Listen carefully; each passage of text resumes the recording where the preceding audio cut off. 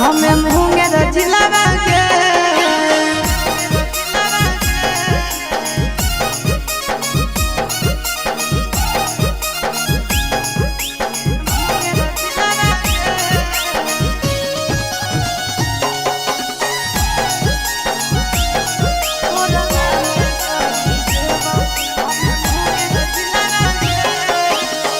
देवौ हम लिख छोड़ी बाबू वाला खेत गे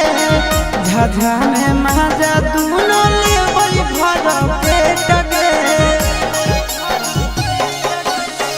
देवौ हम लिख छोड़ी बाबू वाला खेत गे झाझा में माजा दूनो लेवई भर पेट गे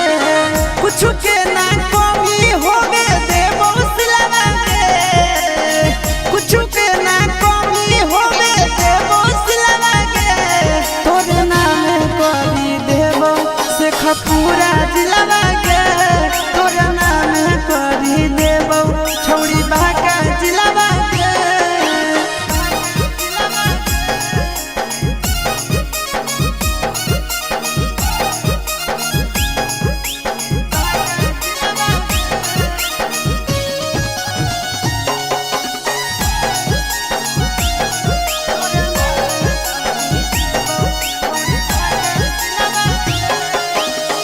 नंदन आशीष के तू बतिया लेना मान गे